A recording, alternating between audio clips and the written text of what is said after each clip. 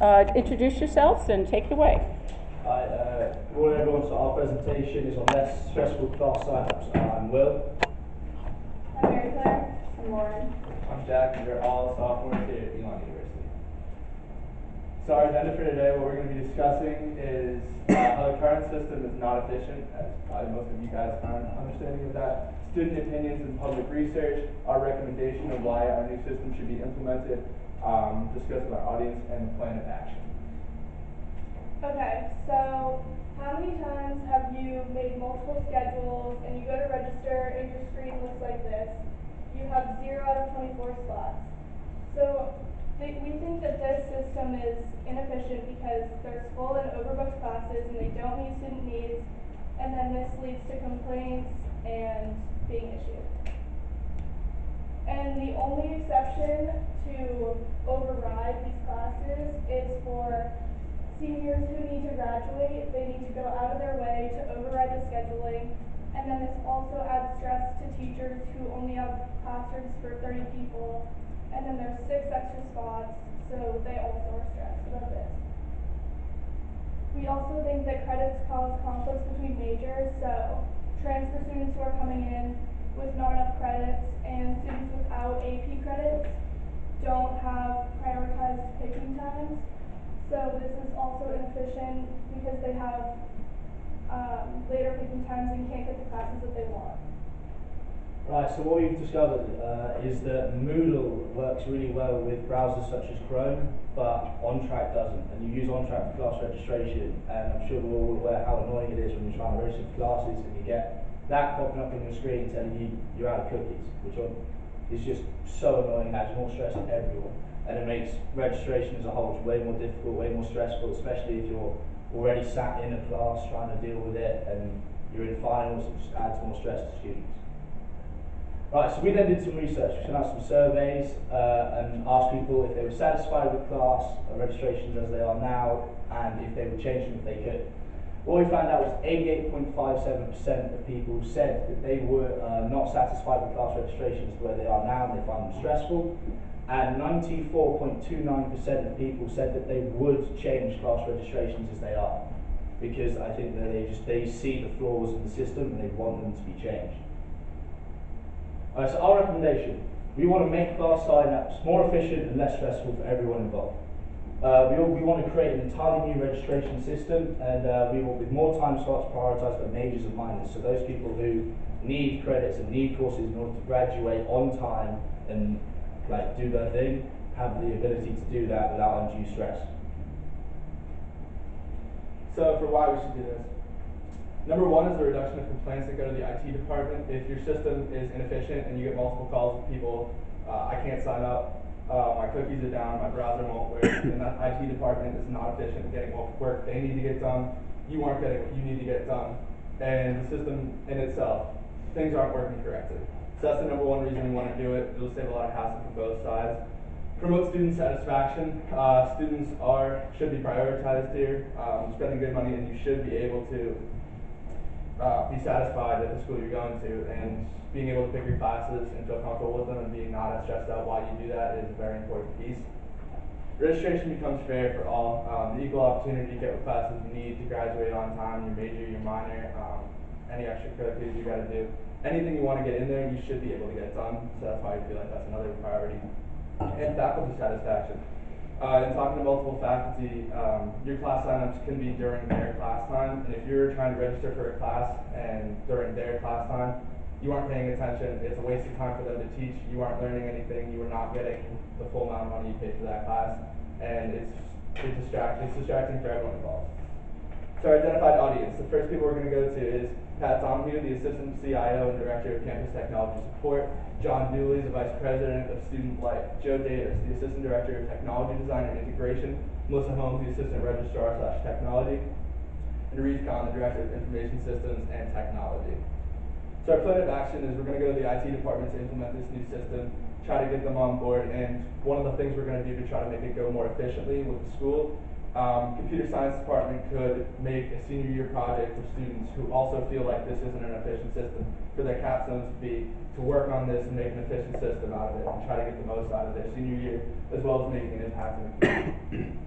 We're going to promote the new system so it does not come back to shock and disrupt faculty and students when first implemented. Communication is going to be on point throughout the whole system. Everyone's going to know about every step of the way, as many people are going to have to run tests, and everyone's going to be involved in every step. The goal is to implement the system by the next fall of 2020 and can finish on May 1st, 2020, so you can pick your classes then, and you won't be disrupted during finals, and you'll have your schedule and everything will go way smoother for the year to go. Right, so some of our concerns as it is right now, so the system is obviously not efficient as it is, and so the IT department is receiving a lot of negative feedback and a bad reputation for the system. As you can see in the graph, students aren't satisfied, as well as faculty, since it is during class times. A lot of the times, like sign-up slot times are during class, and so a lot of people aren't paying attention in class. They're more worried about, oh, this class just got taken, what do I do now? Especially with the power outage this past year, a lot of people were, having to meet with advisors, which took time out of their schedule. But also the cost of the hours for implementing this new system. We probably will have to hire a few more people to create this new system. And from this new system, there's going to be a lot more communication involved with all students and faculty. So I know we had a lot of printer issues this past year, and a lot of people didn't really pay attention to, the emails that were sent out, and then they didn't know how to use the new printing technology. So we would want to go about implementing the new system in a different way than just email, because a lot of people don't pay attention to that. And so we made a web mock-up of how the system could look in the future. So as you can see, for the current class, it's Business 211. It says the section is closed and there's no more enrollment allowed at this time, but it gives you a little pop-up that says that some of the courses available during this time slot, which is also the same business class. So usually what happens during class sign-up is, that certain class time is closed, but then you need one during that same time slot, so it doesn't ruin the rest of your schedule. So this just gives you an alternate option for a class at the same time. So what we need in order to implement this new system is just approval from faculty and staff, especially for, that senior project that we could do. We would need the professors to be on board and willing to spend that class time and their class time to, have students work on this new system. We would also need some funding for the IT department, since we would need to hire a couple, new people to help implement this new system. And then we would also need the university to approve a certain way to communicate with students and faculty about, the changes that will be made. Thank you for listening. Does anyone have any questions at this time? Let's open it up to questions. Who wants to start? How many people did you survey? Surveyed 30 people. What was the mix of people that you surveyed? About 15 each. We added our data from our people that we knew, and they had the girls that they knew, so it was gender mix. Gender mix. Okay. And age. Yeah. Okay. Oh, it was mostly upper on the last They ranged all the way from freshmen to seniors. I mean, we didn't pick, since it goes through the whole student body, we wanted to get an idea of everyone, so we sent it to all years. One more question. Come on, folks. Help them out. Yes. I'm sorry, this might be an obvious question, but how's this system different than what's already in place? Like, what are you guys changing? So we're going to change the way that class registration works. So here, currently it's prioritized by credits. But what we want to do is by majors and minors. So if you declared your major as communications, and there are communications classes that you need, you get priority to those classes, but equally, if someone else is a business major and you're trying to get into a marketing class, that marketing major will have priority over that class. Okay. So that it's, when you look at your degree audit, all of those classes, that's what you have priority for. Because currently what's happening is that people kind of switch in between classes, and they have people with more credits can get into anything. Whereas we think it should be based more on what your major is and what you need to graduate in on time. As well as the system technology itself, giving you a solution instead of a problem when it says the class is full. You have to go back and you have to find one. Instead, the system would tell you around the class a different section is open, but in a different time slot that doesn't meet any of your other classes. So it really gives you a solution to what we need going forward. How would waitlisting work? So if you, registration your time is coming up and you decide to add a class to your waitlist, would it be totally first come, first served? Whoever applied for selected to be on that waitlist first would then be top priority, or would it be a mix of priorities between first come, first served and what your major is? It'd probably be a mix of both. So it'd be, if it's still required for your major, you're above the people who don't need it in order to graduate, just taking it as some sort of elective. But you're also at first come, first served, because if there are only 26 spots and 28 people need it for their major, you're going to have to, but like Kilday said, the system should help try and find another class that you need and give you recommendations of what. Yeah, it basically took my answer, question. Good. Any other questions, comments? All right, well, thank you so much.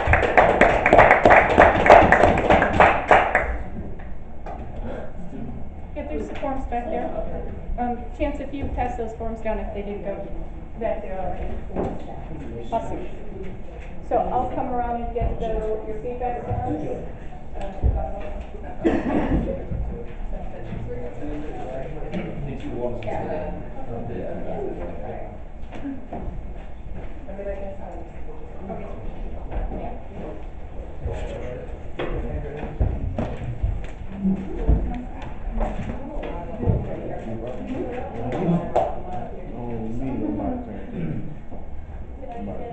So you guys gonna do one sheet at a time?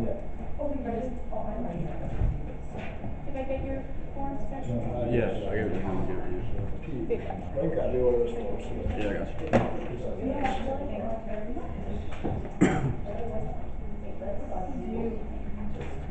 So we're gonna do feedback from the first group before you guys get started, so please participate in that, you're not here, don't worry about this, we'll have time to set up. Okay, so who wants to start, what did they do well, what did this team do well? They all had great tones. Great tone, ready to go. What are you trying to do,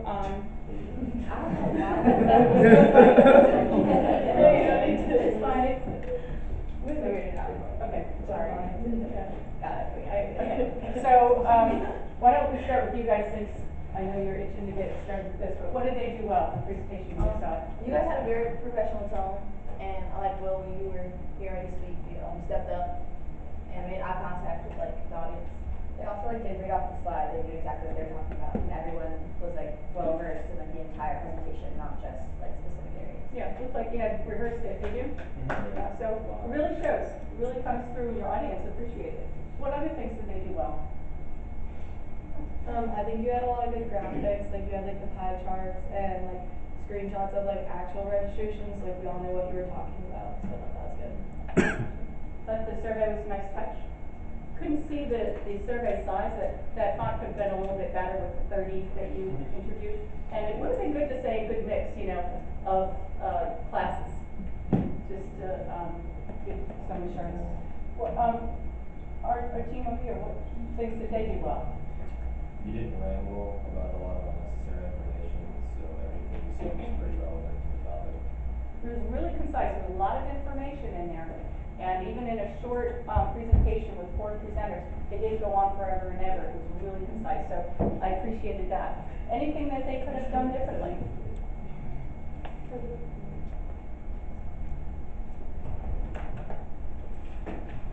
No? Okay, well, that's a resounding support for the team.